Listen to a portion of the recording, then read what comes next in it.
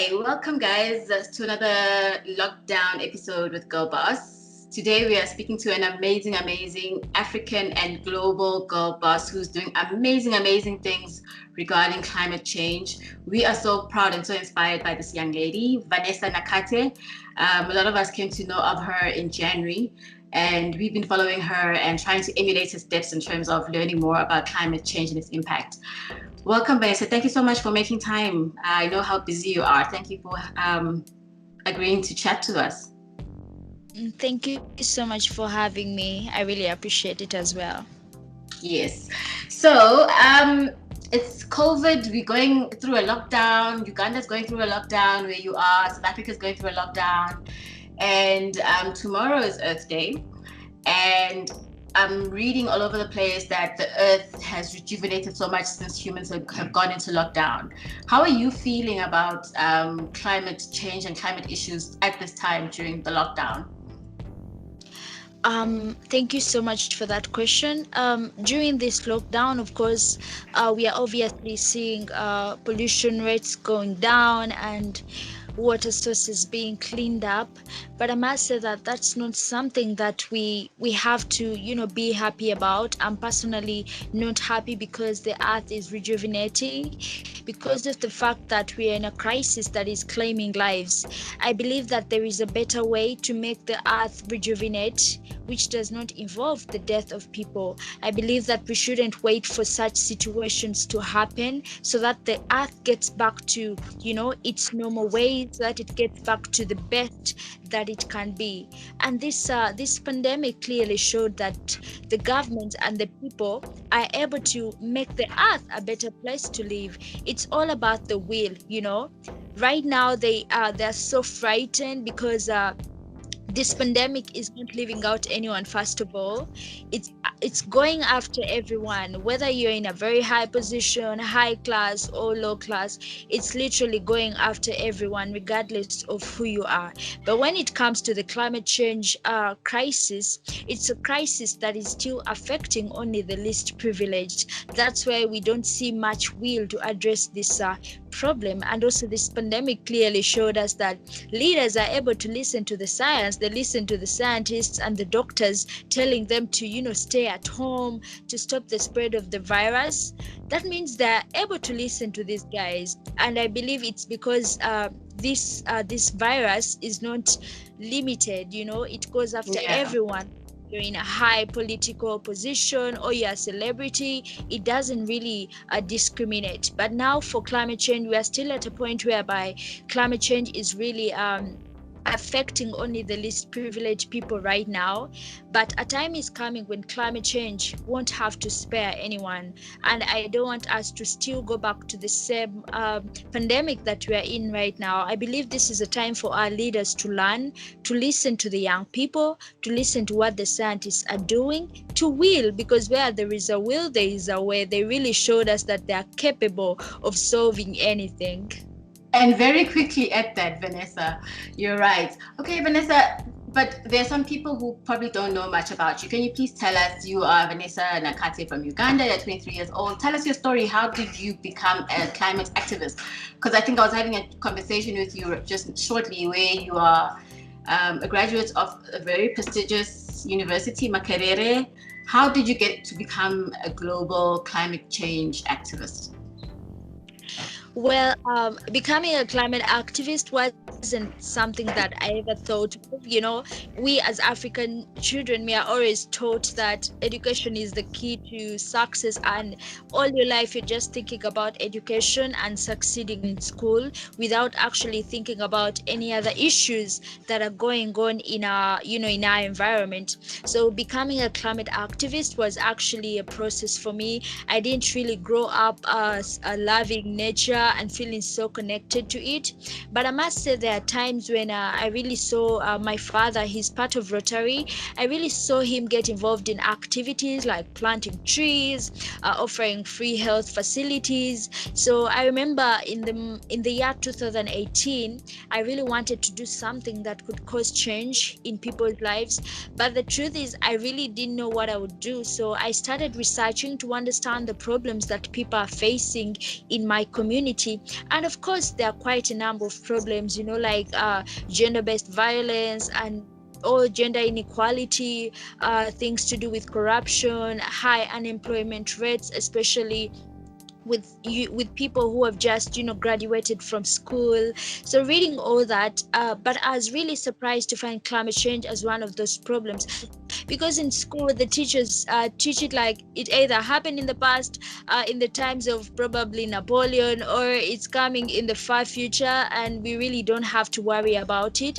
But then when I read more about it and I saw its impacts, I realized that there were people in my country that were already facing those impacts, like torrential rainfall bringing about flooding and landslides and people losing everything. So basically, when I realized that climate change is greatly threatening people's livelihoods and bringing about food scarcity, water scarcity, migrations, bringing about street children, I really decided to join climate activism. And yeah, I'm 23 years old, and I forgot to mention that I studied Yeah. business administration, and I majored in marketing. Wow. So like what I love about you is that you're showing us that a lone voice can make a huge difference, right? And that people shouldn't feel like, who am I or what am I? I'm too small to make a difference. Thank you for that. You're giving us permission, Vanessa. So Vanessa, can you give us an example? So you've mentioned a few things that, there's flooding and all of that, but what is the major consequence of climate change? What's the worst case scenario that's going to happen that the scientists are saying? I must say that the worst case scenario is not something that we are waiting for. It is something that's already here. There are communities that are not yet experiencing the impacts of climate change, while there are those that are already experiencing these impacts. And I'll speak on behalf of the African continent. We very well know how most of the African nations heavily depend on their natural resources. Most families depend on the food that they grow and the food that they plant. Most of them depend on water sources like boreholes, wells, streams to get access to water for their families. But then when you see the impacts of climate change, they're greatly threatening these things.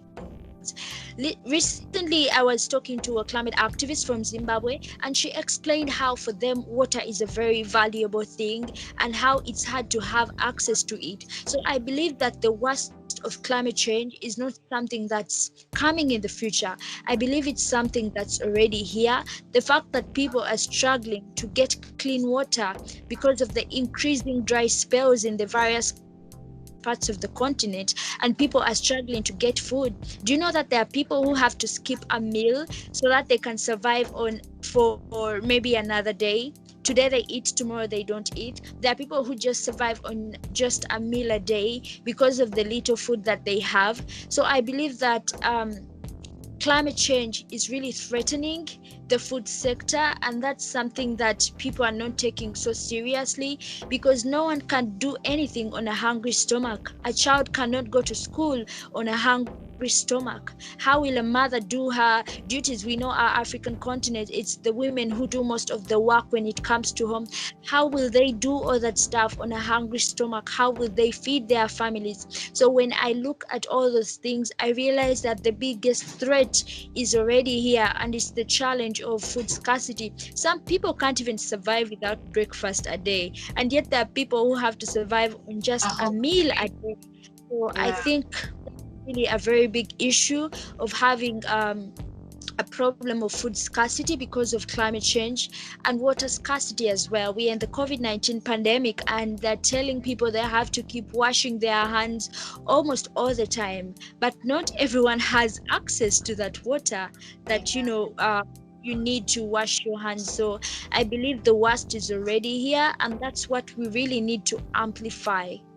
Yeah, and the worst being here and Africa being very hit badly. It's very sad to hear that Africa has a food shortage, food scarcity situation when we are such a big continent which should be able to feed its people. How big is the activism in Africa? You've just mentioned someone in Zimbabwe. How big? How many of you are there? How many organizations are there, and are they having impact in mobilizing against the AU or at country level to see change with regards to climate change? Well, I can't be sure about the numbers, but what I can say is that there are quite a number of climate activists across Africa.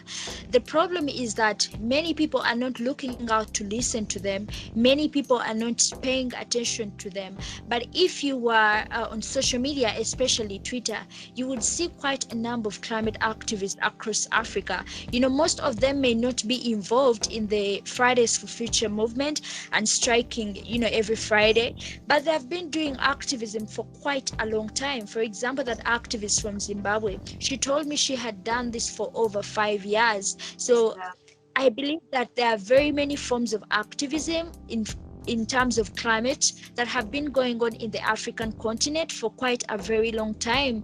The problem is that these people have not been able to get coverage, they have not been able to tell their stories, they've not been able to provide the solutions that they have. So I believe the climate movement is really big in Africa. What we need is people who are able to amplify it, starting from our very own African people. They need to amplify their own, We know that most of the African people just survive on what they earn daily, so they have urgent needs for every day that comes by. So they really exactly.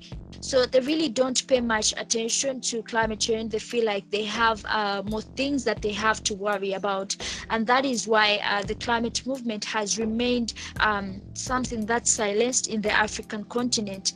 And also the media in Africa is also very specific. I believe it's so political. So it doesn't really give a lot of opportunity to social issues, to be talked about and for people to understand what's happening and what people are doing. But I believe there is so much going on in Africa. There are different people in various African countries doing so much for a better future. We just need to look out for these people and listen to what they're saying. Yeah. So how did you get to amplify your voice and become such a global icon in terms of this kind of activism? And can you share with us what this Friday strikes are? What happens, and how can other people across the continent participate in that?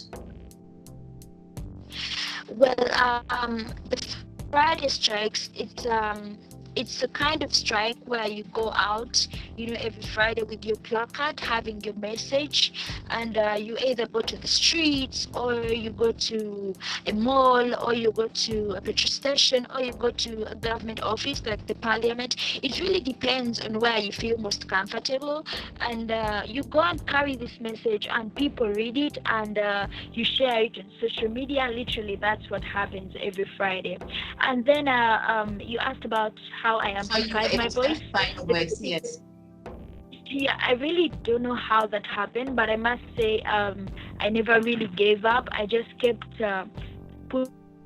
pushing for what I really wanted, and I just kept striking and sharing my work. The truth is, in the beginning, my activism was more of a home activism, and I really never thought that at one point it would be called international activism and I would be, on the international stage. But I was really surprised when the opportunity came, and I must say it's because I never gave up, and I kept being persistent in demanding for something regardless of what I was going to get, because I wasn't expecting anything. I was just doing this for the community and for my people and for myself, and this is something just came in as a by the way. And I remember my first appearance on an international conference was for the UN Youth Climate Summit in New York. That was last year in September.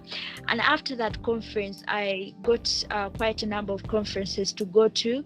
And the one that really, I think, brought out my activism so much was what the event in Davos that was this year in January. And I really believe that, okay, if I made myself and my voice be amplified, it's because I kept speaking up, and that when an injustice, happened and I happened to be cropped out of a photo, I spoke out. I believe that if I remained silent, I would still be the kind of activist I used to be, just doing my local work. But the fact that I spoke up against what had been done by the media company, I believe that's what sparked off a conversation about activism in Africa, and got my name and my voice amplified.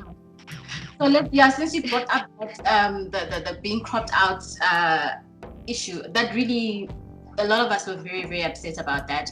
But that's something that happens a lot to Africa. Africa gets erased. Africa, even though we're probably not the biggest polluters, we're getting the most impact. We're being quite impacted by climate change.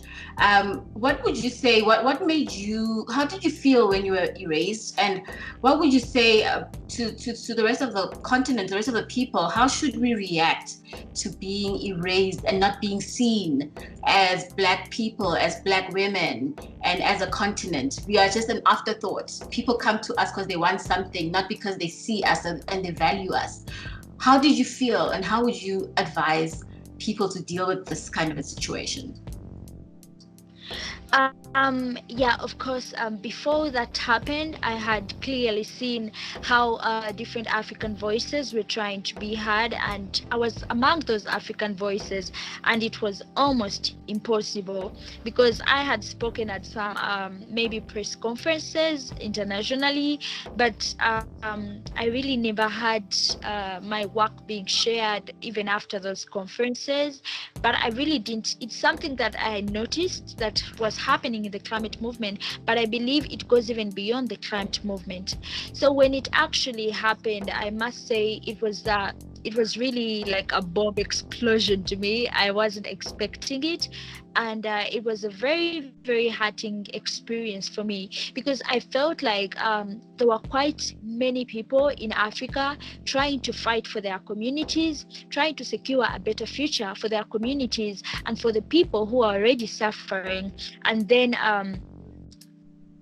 personally, I get the opportunity to take my voice to the international stage, and then what happens is that even at that stage, I'm still erased, and I'm not mentioned anywhere. So I felt like even me who got that opportunity, I wasn't heard. Now what about those who are in the continent trying so much to be heard? Who will listen to them? Yet personally, I got the chance, but no one really paid attention. So it was a very disturbing moment for me. It was a very hurting moment for me, and I must say it turned around very many things for me, because the moment I saw the article and the photo, the first thing that came to my mind was asking them why. Why did you do that? So what I can tell our fellow African people, like women who feel these things and who experience some of these forms of discrimination, the best thing to do is to speak up, because the more you keep silent, the more you are suppressed by the person doing that. So I believe the best thing is speaking up in such situations against such injustices. That is the only way that we'll be able to overcome. We shouldn't wait for the people to give us our spaces on the world stage. We need to claim our spaces. That's what we need to do as African people. For a long time, African people have been so brainwashed. Even though it seems like colonialism ended and all that, people are still brainwashed, and they still feel like an inferior race. But that is not true. I believe that the people of the African continent are able, to do anything. I actually believe the entire African continent can feed the whole world, can provide food for the whole world. because of the resources that we have very fertile soils. So I believe the African continent is so capable, but people need to realize how strong they are. Because if the African people keep thinking that they're an inferior race, that is how they'll be treated. We need to fight for our spaces on the world stage, because it rightfully belongs to us. We should not continue accepting such kinds of discrimination or racism, because the more we do, the more it happens. We have to fight for our spaces. We need to speak up against any kind of injustice against our African continent. Yeah. What made you so brave? Because you're so brave. What you're saying is so brave. Like, we live in a patriarchal continent. Our cultures are patriarchal. What made you so? Did you, was your father someone who taught you, or gave you the permission to be so brave and speak up? I can't imagine that as a young female, it's easy to be speaking up to your government as well. So what kind of experiences are you getting as a female speaking to government, speaking truth and having them to account on something that's very important? What's your experience so far, and how did you get to be so brave, to be so courageous? I really don't know what made me so courageous. I must be honest, growing up, I was really a very shy person, and those I've been in school with, there is so many. I always had issues presenting in class, because there are always presentations, especially for a marketing student. You had to stand in front of class and maybe try to sell a product and all that. So it was always very hard for me, and I really don't know where all the confidence came from. Actually, most of my friends are still surprised at what brought out this other Vanessa that they had never seen. But I believe that if you get something that you really relate with, and something where you feel like your voice can change something, yes, something that you're passionate about, I believe that there is an ability that comes out of you. The trick is finding that thing, because before I was really, I think, the kind of introvert. I didn't like talking to people. I just like being by myself. So this is a complete opposite of what I used to be, and it's because I found something that I really related with, and something that I felt my voice could cause change here, could add something to it. So I think the trick is really find something that you're passionate about, and something where you feel you can cause change. And then it's not something that was taught by my parents. Actually, when I spoke up against what happened in Davos, my parents they asked me why I had done it. They told me I had overreacted. I told them, no, I can't let these things continue happening. I can't let, they were just saying it was just a photo, you didn't have to overreact and all that. I told them, no way, like, we can't keep letting these things happen. If if I feel I've been cut out, I need to defend my space. I need to fight for my space. I need to fight for my voice and for my continent. Yes, I know, right? So that is what I did. And later on, they actually realized it, and they're like, it was good that you spoke up, because you helped quite a number of people, and at least now the world is focusing on activism in Africa and believing that there are actually people doing so much in the African continent when it comes to climate activism. And being able to face governments and to face media corporations, I don't know where the confidence comes from, but I just feel it is something that really came after me realizing that I could add my voice on the climate fight. Yeah, it's definitely probably because it's something you're passionate about. And thank you for being so brave, Vanessa. Our second last question, I've been seeing you posting a lot about the Congo. What's going on in the Congo? Because I remember vaguely when there were fires in the Amazon and fires in Australia, the world press, everyone was talking about that needs to be stopped, and protect the Amazon, protect Australia. But I also saw that there were quite a few fires raging in Africa's rainforest as well, but we don't know about them. The world media is not speaking about it. So what is going on in the Congo, and what kind of awareness are you bringing to the Congo forest issue? Well, firstly, they're not speaking about it because it's in Africa. and because the African people are also silent about their own, natural resources. So, the Congo rainforest is the largest rainforest in Africa. When I got the interest to understand more and get to know more about the forest, I decided to read about it, and I found that it has quite a number of species of animals, birds, plants, trees, and I found that it has a very unique species. It's called the forest giraffe, also known as the okapi, and it's only found in the Congo rainforest. Meaning that if we lost the Congo rainforest, we would lose that animal forever. And then I found out that millions of people heavily depend on that forest. Many times they talk about indigenous rights, indigenous people, but I never see them bringing the African indigenous people. But we also have indigenous cultures in our African continent, and some of those indigenous people depend on the Congo rainforest. So what really made me fight for this forest? When I found out that it has quite a number of minerals like petroleum. Trust me, with the fossil fuel industry, there are certain things that they can't let rest, like petroleum. If they find out that there is petroleum in a specific place, they'll try as much as possible to extract it. And extraction will definitely happen after cutting down quite a number of trees and building roads for building pipelines. So not even I've never been in the Congo rainforest, but I decided this is something that I would start fighting for, because when I found out that it has petroleum, I knew that something was not right, something was happening, just that no one was talking about it.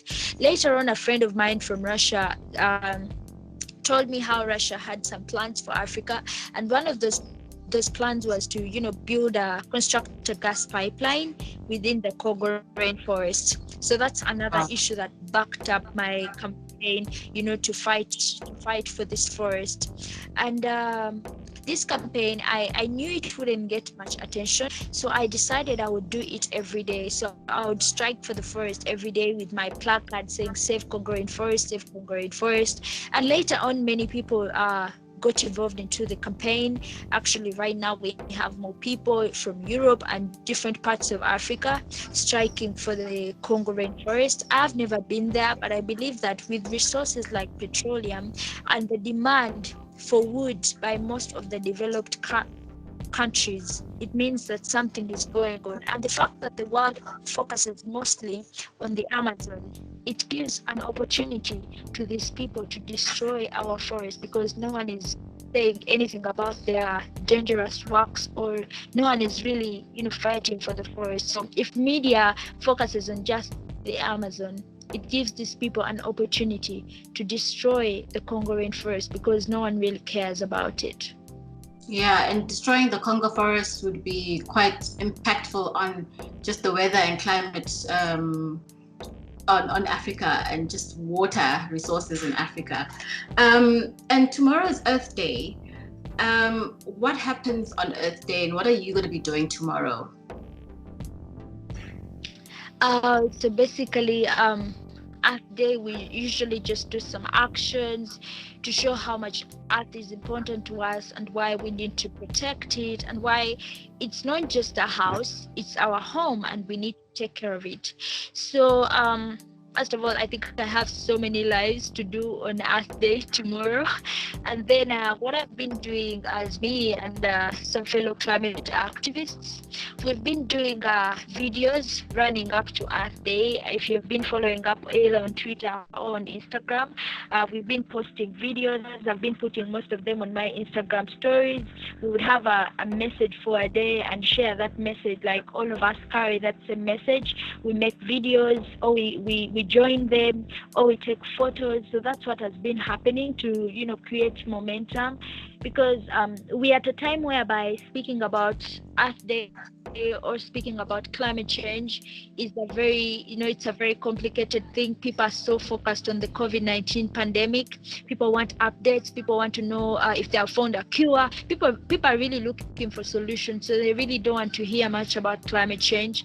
But even in that, we've tried so much to keep the conversation going. So some other activists and I have been doing these videos and photos to run up to Earth Day, and we are yet to do one for today and one for tomorrow. But as for me personally, tomorrow I think I have like quite a number of lives and chats to do. Yeah, the work. Yeah, I can imagine tomorrow's going to be very busy for you. And our last question, Vanessa, could you give us or our listeners 3 tips or 3 lessons that you have learned with regards to leadership as a young African female? What has been your experience in terms of leadership, and what have you learned, and that you can share with other young girls who also want to be leaders in their own different spaces? I think that if you really want to be a leader, first of all, you need to find that thing where you want to lead. You can't be a leader everywhere. You have to find that, they call it a niche, something Specific like thing. that. So you have to, you have to find something specific where you can lead, because you can't lead everywhere. That is why every country has, every person can only be president at like can't be 2 presidents at the same time for 2 countries. So you have to be president once, like for your country. So you have to find that specific thing, and when you find it, you need to be focused on the vision and the goals that you set for your leadership, because without a vision you won't be able to get where you're going. And the only thing that will keep you running towards that vision is the focus that you set on it. And then the other thing has really been persistence, not giving up regardless of what happens. There are so many challenges that come with leadership, and the best way to overcome those challenges is through persistence and not giving up. And then the third thing would be learning. You should be ready to learn. When you feel like you know so much, you don't grow.